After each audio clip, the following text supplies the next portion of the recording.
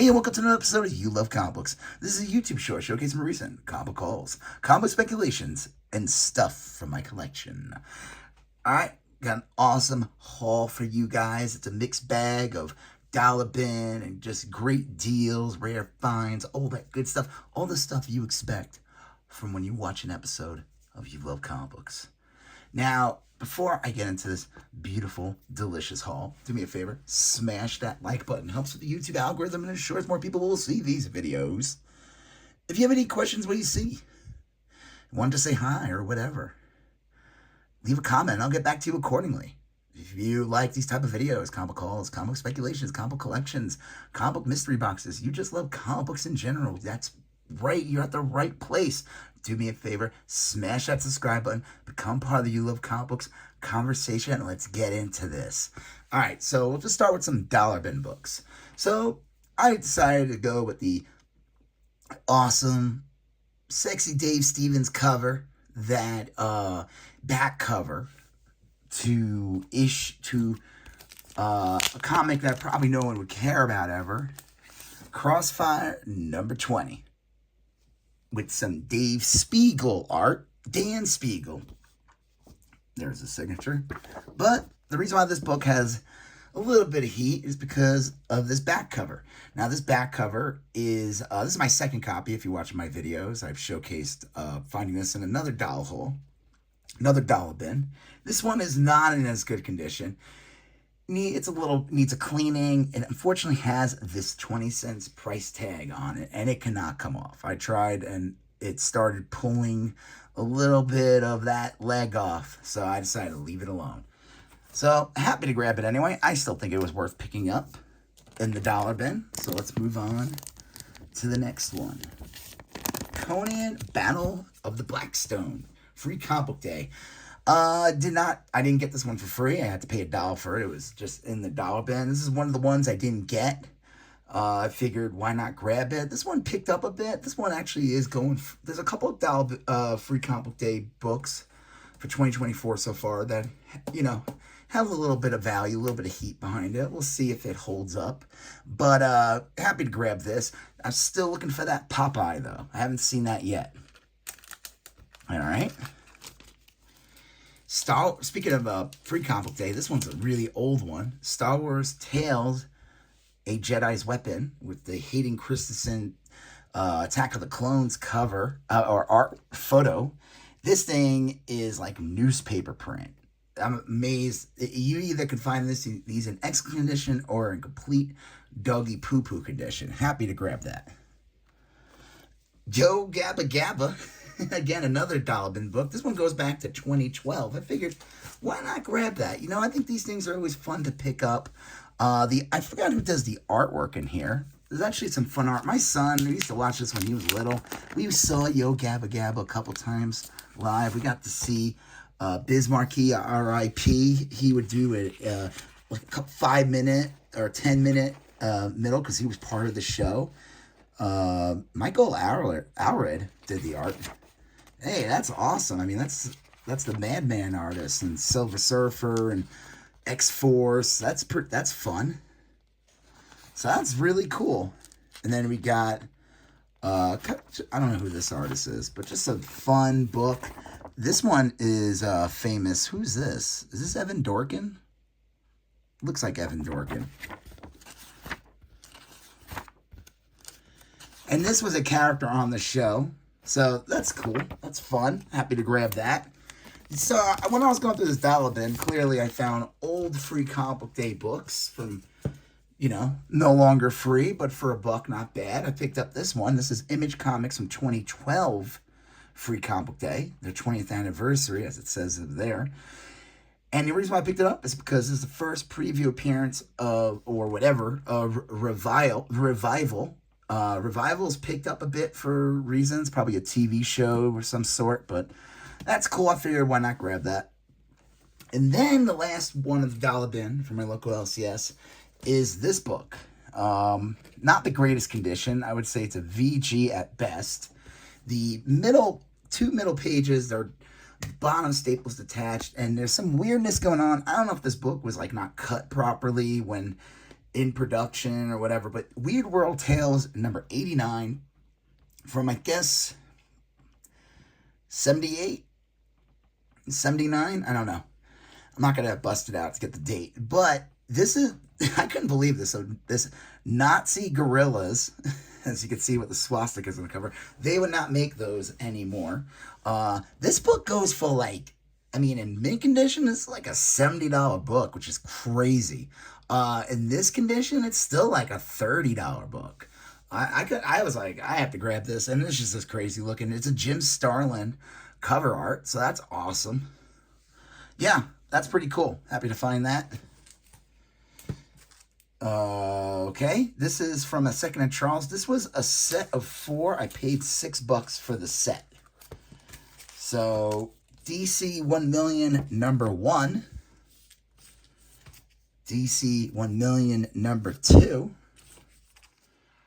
DC 1 million, bag seems clean, number 4. Oh, I have them not in the right order. And then DC 1 million number 3. So I do have the full miniseries. Now, this book picked up a bit. Like I said, I paid $6 for the 4. So that, what is that? Like $1.50 a book?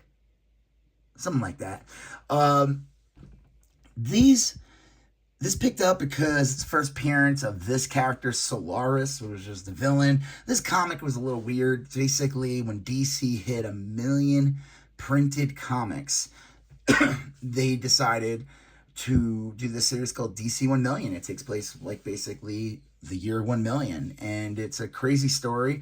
It kind of ties in a bit with Superman, All-Star Superman, because that was a Grant Morrison story too. Ties in with the ending of that one. But the reason why this picked up a bit was because, I don't know if anyone, if you're watching this video, that means you love comic books. There's a good chance you probably pay attention to other media that involves superheroes, like movies and television and all that jazz. James Gunn dropped the first official image of Superman from the Superman movie that's coming out next year.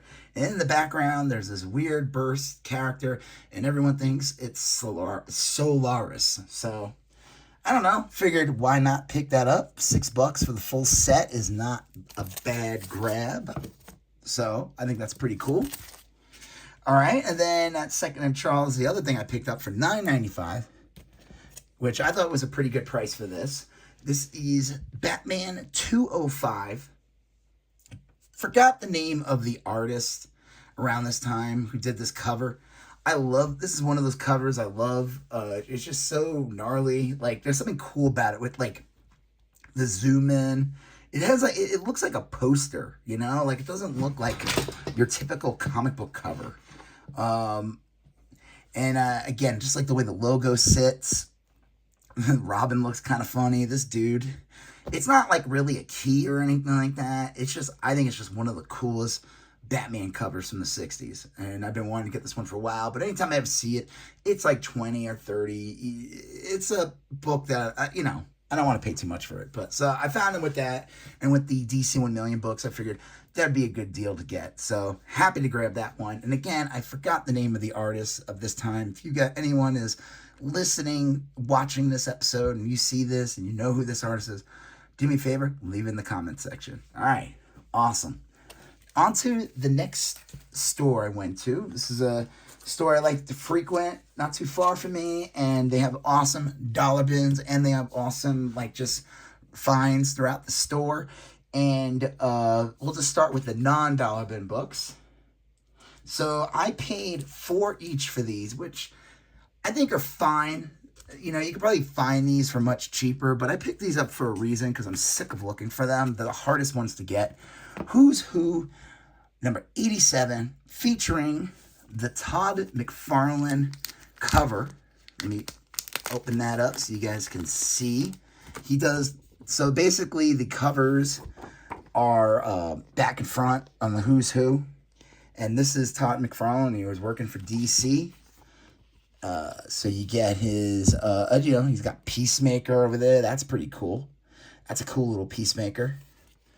And then Power Girl. And then his character, I forgot that guy's name. What's his name? What is his name? Oh, Mr. Bones? Mr. Bones, yeah, from Infinity. And then his awesome question. So you get your Spawn, they always say Mr. Bones is like Tom McFarlane's, like, he's sneaking in Spawn in there. I mean, look at that. That is literally the Spawn cape. And the Mr. Bone, and then the question with his, like, again, the flowing cape. So pretty cool. And then Power Girl's cape is pretty insane. That thing's just going across. But let's take a look. He also does some of the, I don't know how many he does. I think he just does the Mr. Bones one. But, so they have different artists doing each, probably whoever was drawing it at the time on the series. So John Byrne did Metallo. I don't know who Mikado is. The Minutemen. That's kind of cool. Watchmen in there. There we go. Mr. Bones. Again, look at that. It's like, you just squint and it's Spawn. I mean, the cape is literally Spawn. Except for that cyborg leg. So that's pretty cool. I don't know. Let's see if he did any more.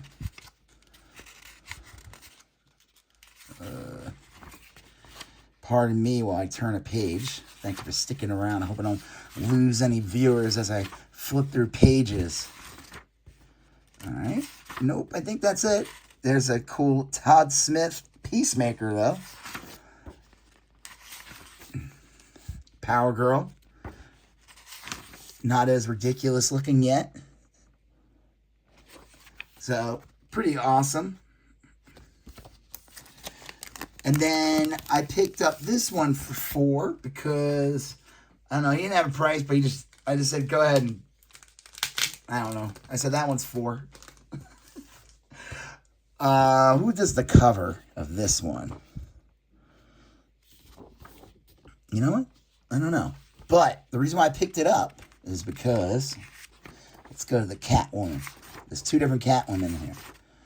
One of them is drawn by someone that makes this book a desirable thing to find.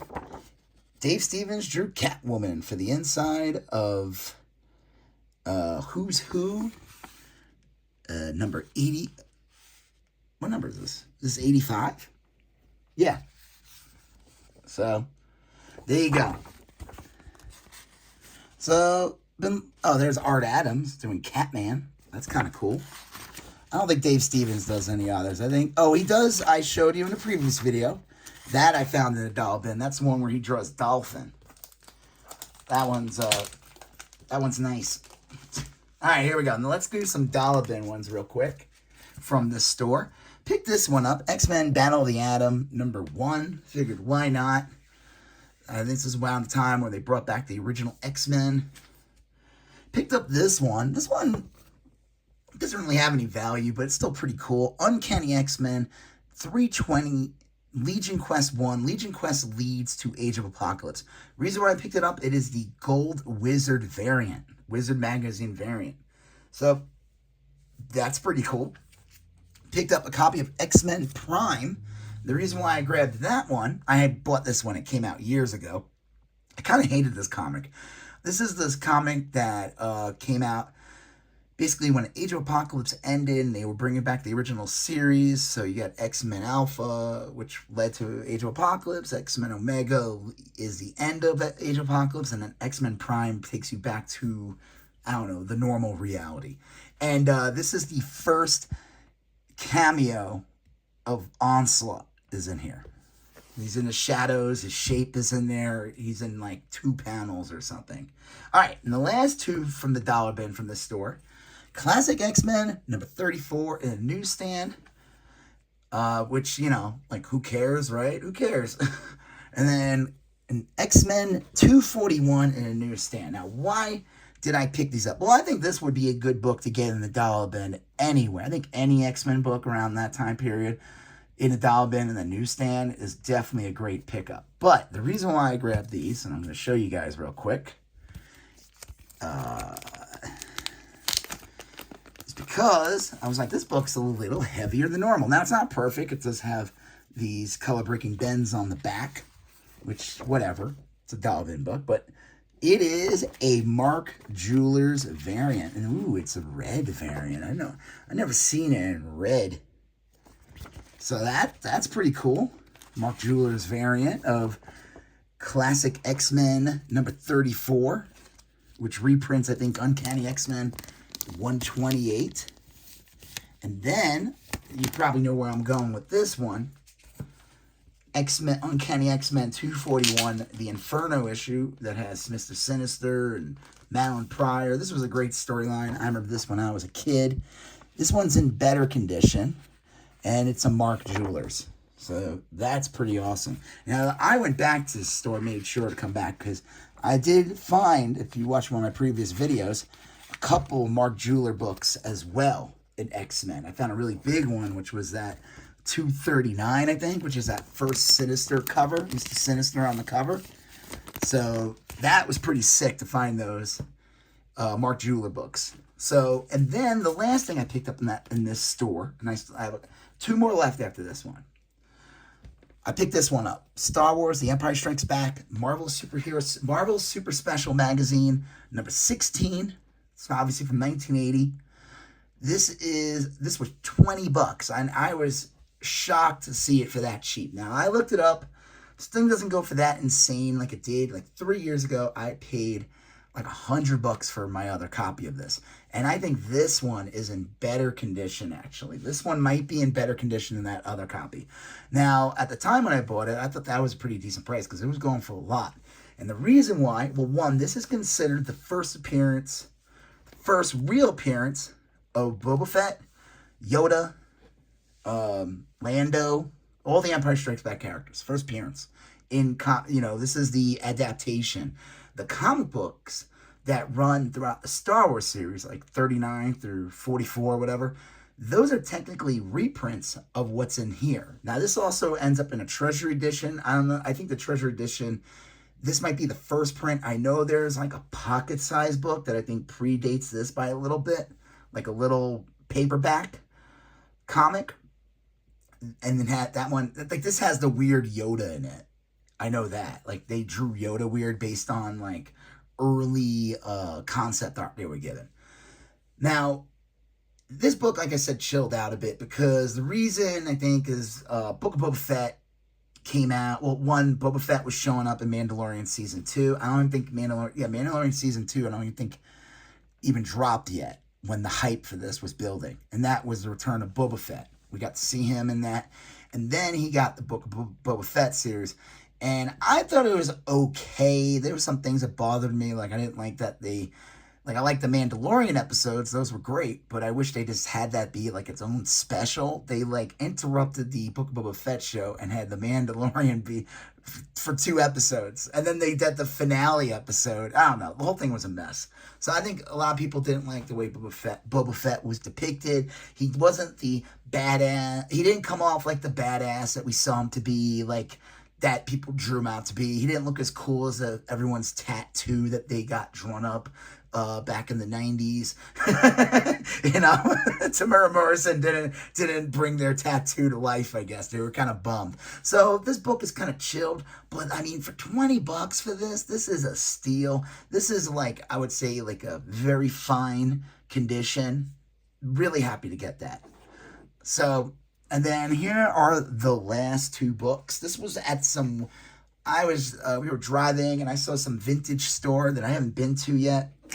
I figured I'd check it out. They had just a mishmash of like old clothes and old toys and old like just CDs, DVDs, tapes, or all that. But they did have some comics. So, and their prices were all like okay. But I think the 2 I grabbed for the price I grabbed were pretty good. So we got the Final Fate of Crystal Warrior number 11. This was $4. This is the last issue of the series in a newsstand. I never even seen this before. This stars Alpha Flight. Alpha Flight's in it, as you could see. That's cool. I don't know if Alpha Flight as a series was out yet. It probably was. But the one so I have issue 1. I got that a long time ago. The only one I'm looking for, I think, is like number 8. That's the one that has the Sam Hain Danzig skull, or the Mike Golden art that Danzig stole from.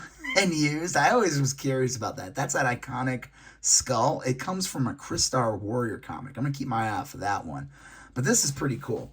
And then the last book I paid $30 for. Now, that's a lot more than I want to pay for my comics. And you see me, I'm finding deals here. I'm finding stuff in the dollar bin. You know, I get spoiled. But when I see an old book that has a first appearance at a decent price and the condition is really nice, I'm going to pay a little more. Avengers number 83.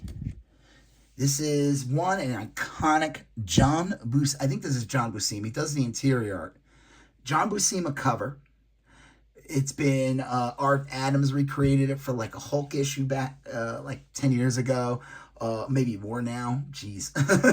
This thing has been kind of recreated a bunch of times. This is the first appearance of Valkyrie. Now, the thing is, this is not the real Valkyrie. The first real Valkyrie shows up in like the Hulk. That's later. She ends up being revealed to be, spoilers for a comic that came out in I think this is 70 or 69. This is ended up being Enchantress. But this is also the first appearance of the Lady Liberators. Every time I ever see this book, it is usually like $80, $100. Now, like I said, not perfect condition. I'd say it's like a VF minus. Maybe a good press and clean could bump it up a bit. I think it's still solid condition. It looks nice, presents well. And this is one of those books I've been wanting for a long time. I just was never going to pay that price for it. I think this is the time. Now, I don't know what the deal with the store is. Like I said, their prices weren't the greatest when it came to a lot of their books, but this one being an actual real key, an actual, like, this was the oldest Avengers book they had. Most of their stuff was like, they had like a lot of 80s and 70s, but nothing from the 60s. And I think I was like, all right. I was like debating, I'm like, should I get it? And I was like, I can't leave without this book. And if I leave it in this, the way they have it in this bin, I'm like, it's just going to get ruined. Like, it wasn't in a comic box. The way it's going to get handled, if anyone looks at it, I'm like, I gotta rescue it before it gets worse. And, and again, it's such an amazing, I love this. It's like such a classic. Well, let's see if we can get this ring light. Such a classic cover, you know, with the word bubbles and everything, just done right. So happy to get this. So I think, like I said, this whole, it's not like I wasn't shoving like a ton of stuff down your throat here, but there's a lot of great stuff in here, like this Star Wars book, the first appearance of all these characters and everything. That's sick. This is fun. The Crystar, obviously getting this and a Mark Jewelers is pretty awesome. Let's see, that other Mark Jewelers, getting these Who's Who books because I didn't feel like looking for them anymore, so that's cool. This awesome Batman cover, I love that. This crazy Weird War Tales book, that's awesome, in the dollar bin. So yeah, awesome haul. All right, do me a favor, guys. If you like this video, smash that like button. If you have any questions what you saw in the video, or you wanted to say hi or whatever, or you want to correct me, or if you know some answers, some questions that I asked, leave a comment below. I'll get back to you accordingly. If you like this type of videos, comic holes, comic speculations, comic collections, etc., smash that subscribe button. Become part of the You Love Comics conversation. You're going to see a previous video here. You're going to see a previous video there. You're going to smash that subscribe button. I'll talk to you guys later. Have a good one. Oh, bye-bye.